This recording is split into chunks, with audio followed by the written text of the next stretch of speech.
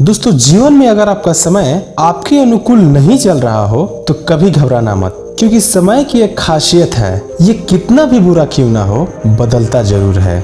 दोस्तों, आज के इस वीडियो को शुरू करने से पहले आज मैं आपसे हाथ जोड़कर निवेदन करता हूँ कि इस वीडियो को आप अंत तक जरूर देखिएगा। अगर अभी समय ना हो तो इस वीडियो को मत देखना, क्योंकि आज की इस वीडियो में भगवान बुद्ध की कहानी से जो आप सीखोगे वो आपकी जीवन बदल देगी। इस बात को मैं दावे के साथ कहता हूँ। और हाँ, इस वीडियो को लाइक और सब्सक्राइब मत करना जब तक कि इस वीडियो से आपको कुछ सीखने को ना मिल जाए। लेकिन अगर इस वीडियो से आपको थोड़ी सी भी सीख मिले तो मेरी मेहनत का फल जरूर देना इस चैनल को सब्सक्राइब करके। तो चलिए शुरू करते हैं।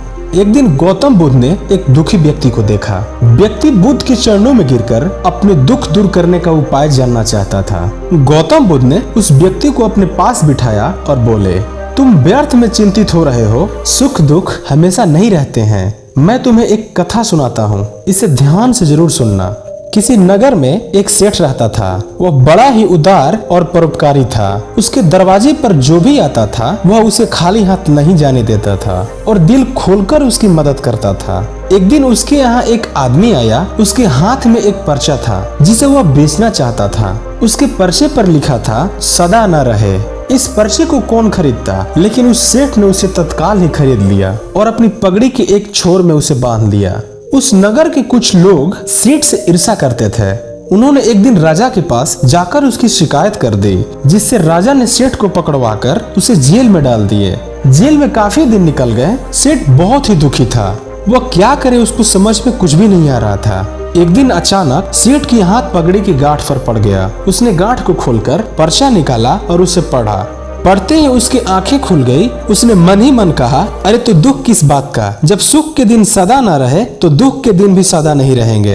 इस विचार को आते ही वह जोर जोर से हंसने लगा और बहुत देर तक हंसता रहा। जब चौकीदार ने उसकी हंसी सुनी तो उसे लगा कि सेठ मारे दुख के पागल हो गया है। उसने राजा को खबर दी। राजा आए और उन्होंने सेठ से पूछा, क्या बात है, तुम अचानक जोर जोर से हंस क्यों रहे हो?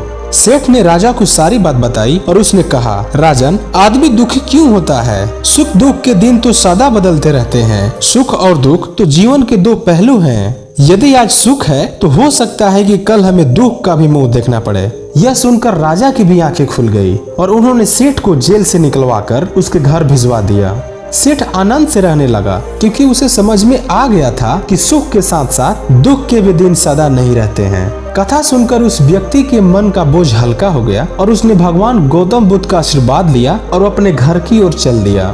दोस्तों, इस कहानी से हमें क्या सीख मिलती है? इस कहानी से हमें यही सीख मिलती है कि हमें अपने जीवन में कभी भी किसी भी चीज के लिए निराश नहीं होना चाहिए, क्योंकि हमारे जीवन में कोई भी चीज परमानेंट नहीं है, चाहे वो सुख हो या दुख।